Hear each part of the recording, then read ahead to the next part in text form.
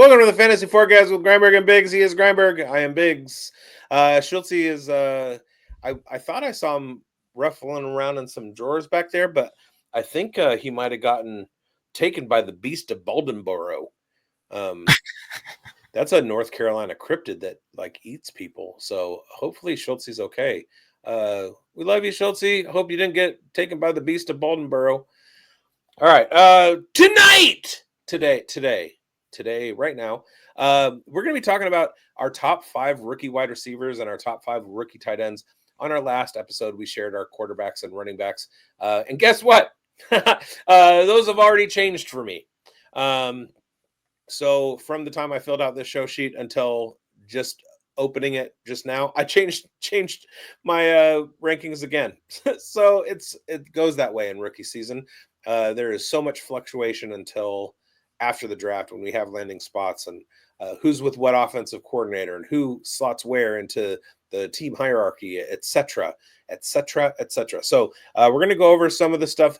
This is some pre-draft hype for your eyes and ears and brain pans, and we're going to get into it. How are you doing, Mike?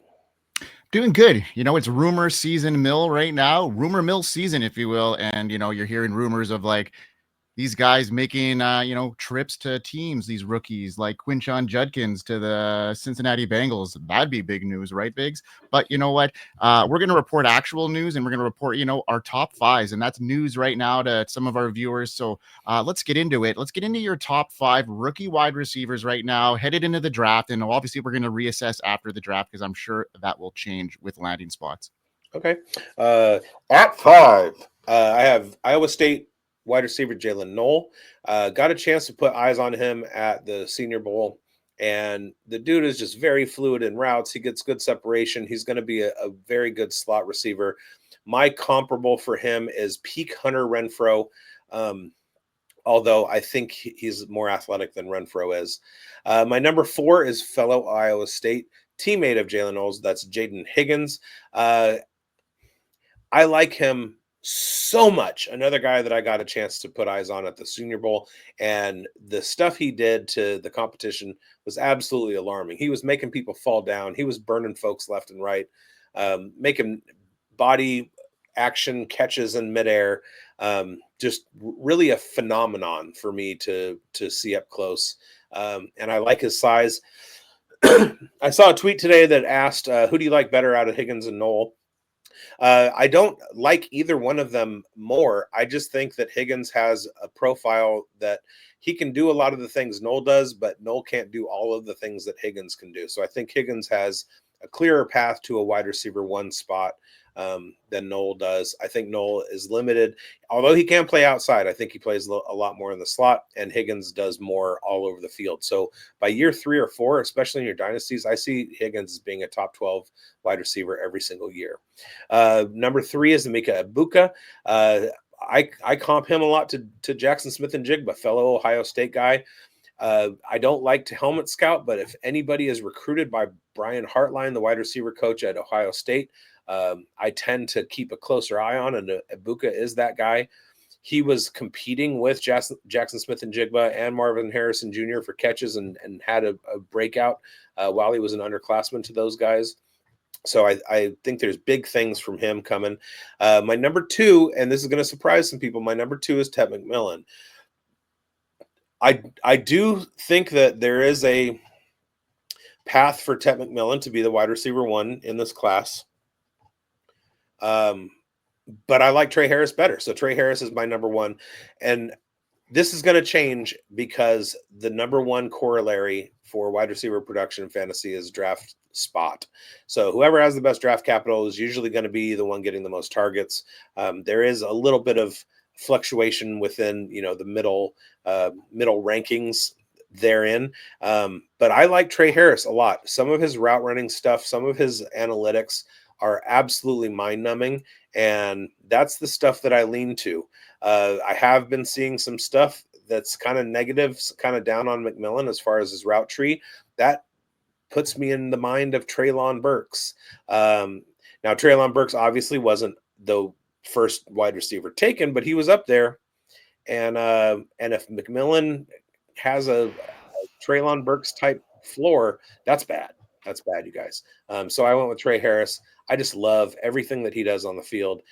He can go deep. He can go shallow. He can go across the middle. He can catch on the boundary.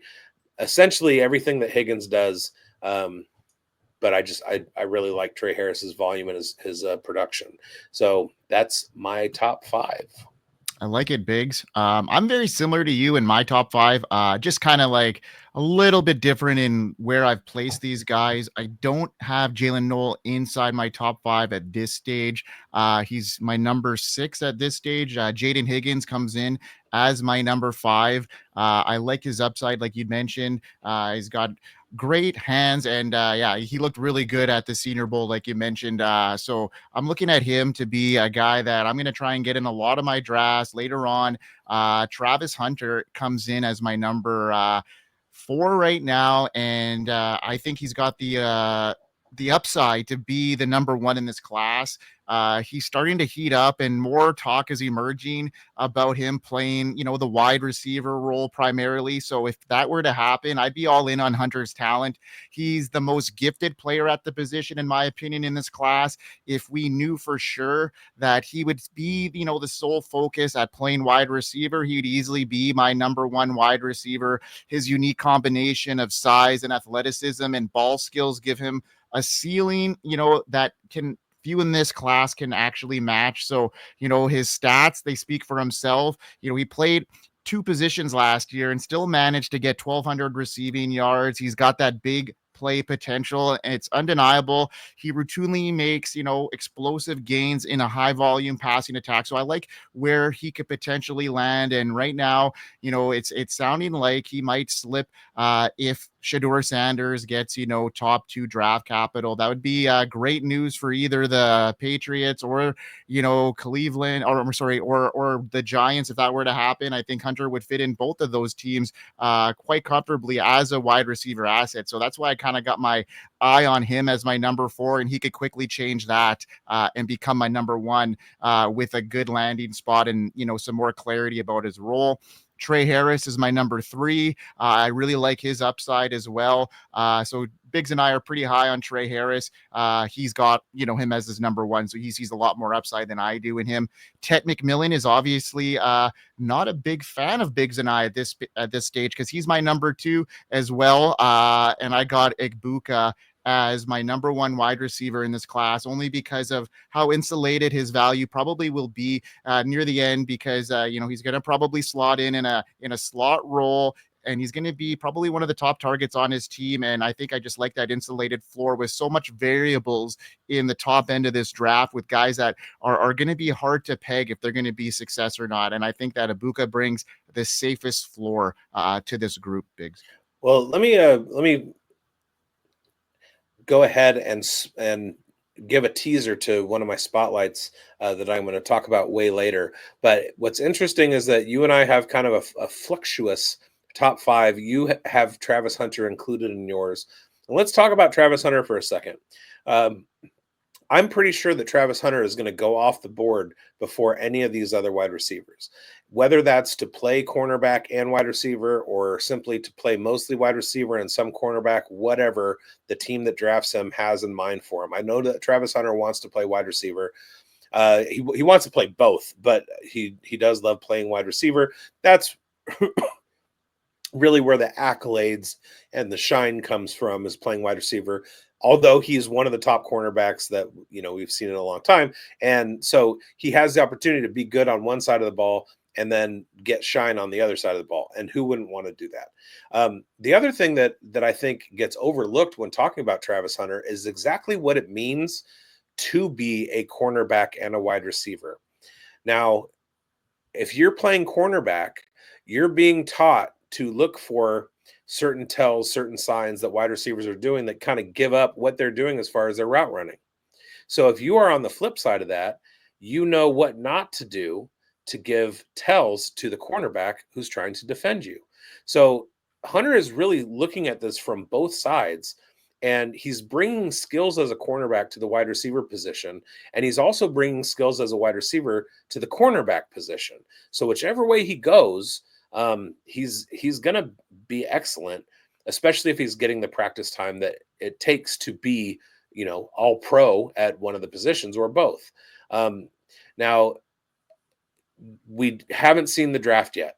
I left Travis Hunter out of my top 5. Just like you said, he very easily would be my number 1 if he lands on a team where it looks like they have 4 cornerbacks already and they have a need for wide receiver. If he goes to a team that has a ton of wide receivers and has needs at cornerback, and maybe it's a less than prolific passing offense, I can definitely see that dropping him down the rankings. Regardless of what happens in my dynasty league, my home league is an IDP league. Travis Hunter is the 101 on my board because he's going to be getting points from both sides. So I just wanted to talk about Travis Hunter for a second. I love it, Biggs. Before we get into the top 5 tight ends, we're going to hear from the Fantasy Football or Fantasy Sports Advice Network. Oh, yeah. Oh, yeah. We are here. FantasySportsAdvice.com, offering the best fantasy sports social media platform. Why join endless Discord communities or the trolls of Reddit? Fantasy Sports Advice is a community designed to help you win with 24/7 support. Go to FantasySportsAdvice.com and become a pro member for unlimited access. Again, go to FantasySportsAdvice.com today. Yeah, do that. Get there.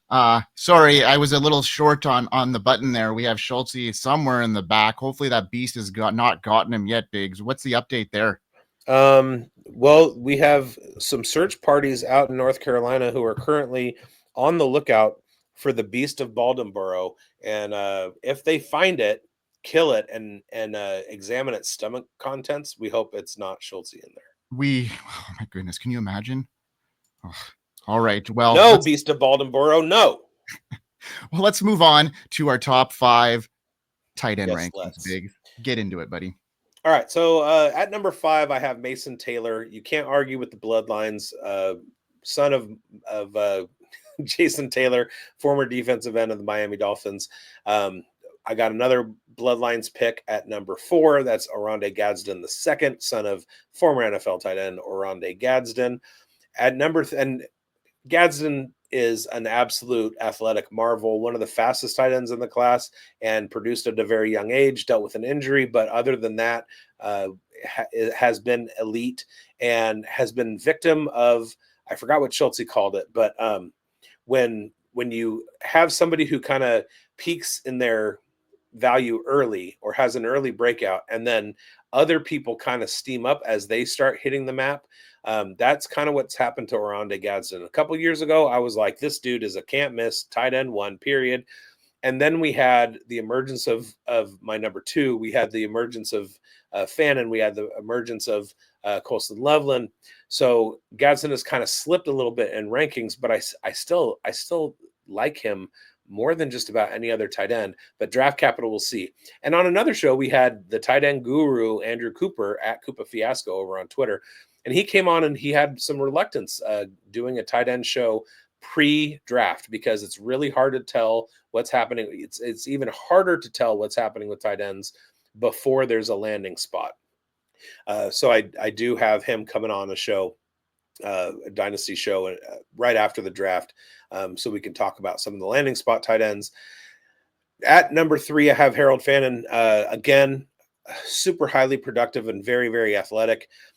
There are some safeties in the draft, and ostensibly safety is more athletic than linebacker. There are some safeties in the draft that are going to likely be first-round picks and or high second-round picks that Fannin out-athleticized at the combine. That's bad news for NFL defenses because if you have a slot guy, a big slot tight end who is more athletic than the linebackers and safeties that you're running out there, you're going to have to put a corner on him. And then he's 6'4", 235 pounds. Nobody's going to be able to cover that. So Harold Fannin Jr. is my number 3. My number 2 is Tyler Warren out of Penn State. This has flipped. I had him at number 1 just today came across some information, pushed Loveland up to 1. That's all going to change with draft capital and everything. But at this point, Colston Loveland looks like the single most athletic tight end of the class. And for that reason, we know that that age, 40 time, athleticism, those are all the better metrics for tight end production in the NFL. And Loveland has all those in spades. So he is my number 1. I love it. I love that move. That's bold, Biggs. You're all about bold moves, and I'm here for it. I love Colston Loveland too, and I'll get into him a little bit more here. But at number 5 for me, I got Elijah Arroyo. I mean, he made a huge splash at the Senior Bowl. I know you were there, Biggs. He was kind of all the rave, and that's why I kind of have him in there. You know, seeing that athleticism, potential upside there. So you know, in a class that has got an athletic monster like him, I'm going to try and see what he can roll with at my number 5. I like Mason Taylor too. He's in your top 5 as well. I got him in at 4. I'm not sure he's going to be the most fantasy prosperous tight end, but he's going to play right away. He's a good blocker, and I think that he's going to have some field time, and any sort of opportunity is a great opportunity, and he's got the bloodline like you mentioned. So I'm really optimistic about Taylor and where he lands. Harold Fannin is my number 3, as well as you there, Biggs. He's got that athleticism, he's got the speed. We'll see what happens.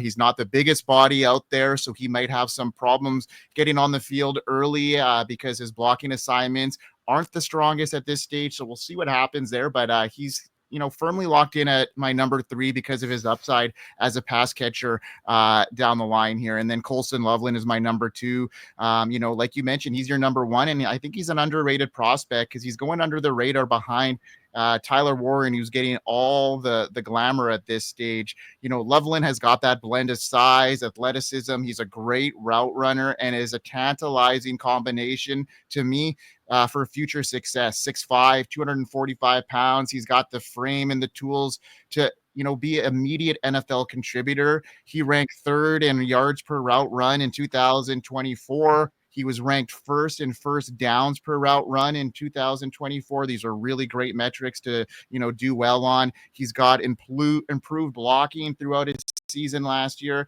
and he only turns 21 in April. So his youth gives him plenty of time to refine his game. And like we mentioned on the Dynasty Pulse last week with Andrew Cooper, if he gets a good landing spot, this guy, like the Chargers, he could be really in a good spot here. So I really like Colston Loveland. And then obviously for me, Tyler Warren is the number 1 consistent. I think he's going to be, with the draft capital, getting the, top end of the first round, potentially, making in the top 15 picks, which would really, solidify his role as a top tier tight end. And he's already being valued as a top 5 dynasty tight end. I'm not quite there yet because I haven't seen him play, but like in the NFL, and I don't know what his landing spot is, but he could quite easily be there with a great landing spot. Biggs, what are your thoughts?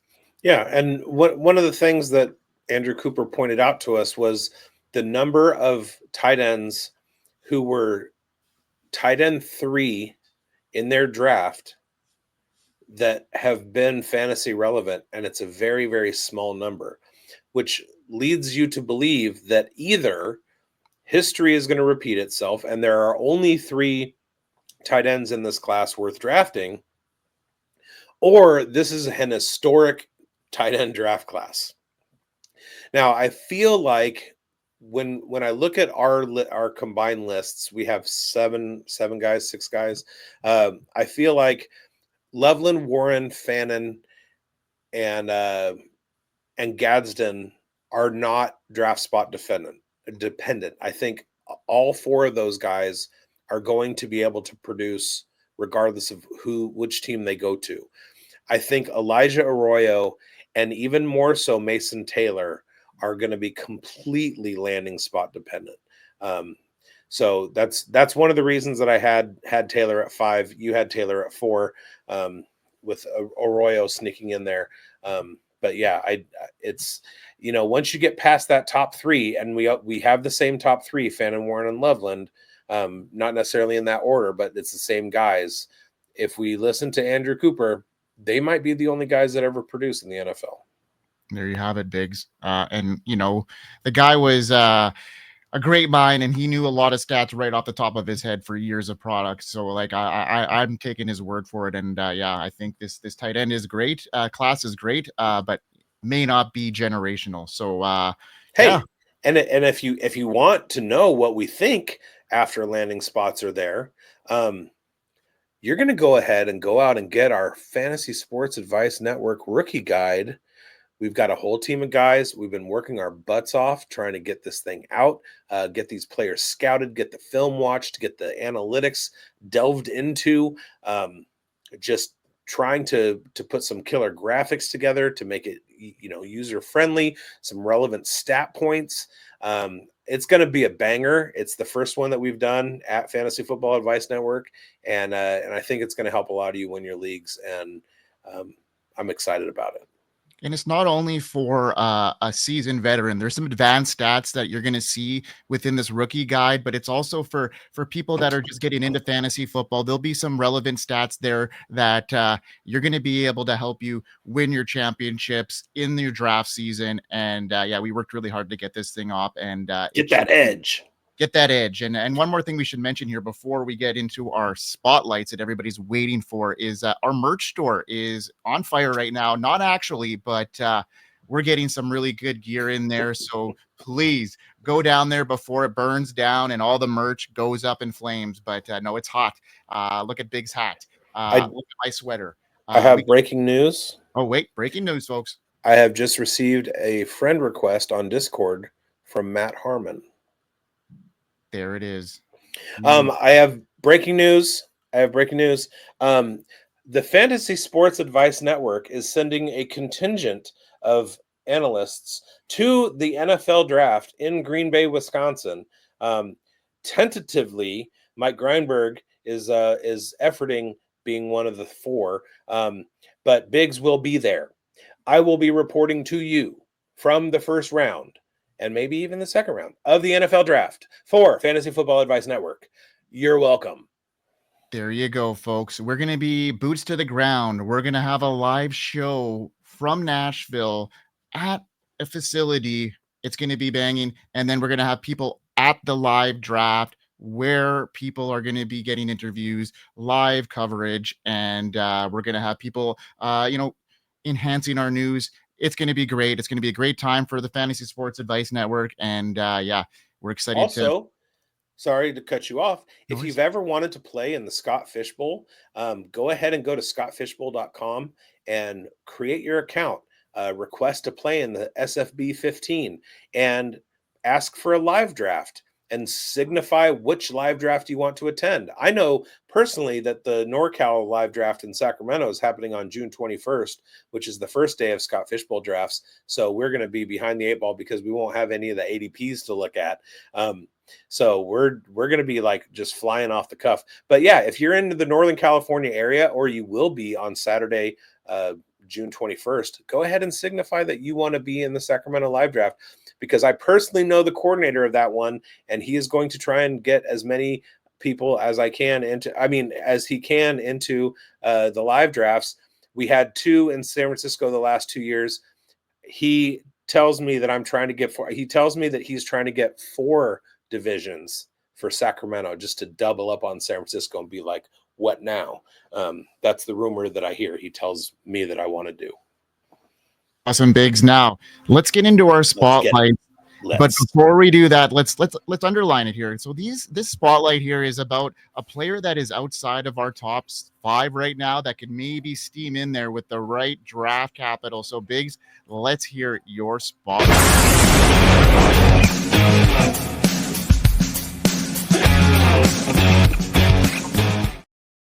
I know, Mike, that you're a teacher and I'm a bad student. I didn't read the assignment before I filled it out. So it says right there, Rising Stars pre-draft sleeper spotlight. In this segment, we're shining a light on a wide receiver or tight end currently outside our top 5 who's flying under the radar now. And I kind of whiffed on that one because my spotlight is Luther Burden. Now, there is nothing about Luther Burden that is a sleeper. He has consistently been at the top level in terms of like what's happening with this wide receiver draft class since he was a freshman. He was a 5-star recruit going to Missouri. He had an early breakout year. He's been talked about for a couple years as, you know, definitely a top 5 wide receiver. He just happens to be outside of my top 5. And the reason for that is because at this point, Luther Burden is very enigmatic. Now, I've tried to tell myself I'm not going to make the same mistake with Luther Burden this year that I did with Brian Thomas Jr. last year, in that there are some analytics that I weigh too heavy that kind of lead down a path of failure for Luther Burden. There were some usage rates that Brian Thomas Jr. had last year, which kind of had me out on him, and I whiffed, and that was bad. Now, Luther Burden was not used in a very good way to give him the kind of sample data that we need to be analytically sure that he's a can't miss prospect at the wide receiver position. However, the things that he does on the field lead us to believe with the eye test that he is an elite athlete and an elite wide receiver. Now, just for example, you type in Luther Burden in Twitter and go to the top tweets. Fantastic Josh Norris. Met him at the expo. Super good guy over on does work for I can't remember the name of it. Anyway, I'm only into 2023 so far, but Luther Burden has some of the best hands in this class. Plucks the ball away from his frame, hands catcher, only lets it into his body when it's helpful to shield it from a DB on his back. Good tracking. Impressed. My guy Marcus Johnson, previous guest on Raiders Uncovered. Luther Burden is losing draft buzz after a down season. First round wide receivers with the best season yards per team pass attempt under 3, but a final yards per total pass attempt, team pass attempt over 2. Jackson Smith and Jigba, Chris Olave, Des Bryant, Luther Burden. Don't sweat the loss of production for Burden in 2024. And then you have some that are showing analytically Luther Burden is in a class of receivers that don't catch the ball very far past the line of scrimmage. And the players that he is in that stack with are all washouts. So one tweet you read and it's like he is elite. Another tweet you read and you kind of are not trying to put any rookie draft capital into him. So that's what I wanted to spotlight here. Luther Burden is definitely my wide receiver 6. If I'm getting to the point where the 5 guys that I talked about earlier are not there, I'm smashing Luther Burden because, like I said, draft capital is huge. And I think Luther Burden is probably going to go as the wide receiver 3 in this class. That's going to help him a lot. It's also going to put him in a situation where he's on a team that is using him better than Missouri did. He's going to be on a team with a quarterback better than what Missouri had. So there's still a lot to love about Luther Burden, while there are some alarming statistical comparisons that really like raise some red flags for me. So there you go. Yeah, that was a good breakdown, man. I really like that a lot because I'm on the same boat as you with this Burden situation. I think his talent is there. We know that his season in 2023 was a really good one, so he's shown flashes. So I'm on the fence. So that's why I'm just like he's outside of my top 5, but with a good landing spot, I think he could be back in there quite easily. Now I'm going to talk about a guy that is kind of a sleeper, but not so much anymore. So let's talk about him.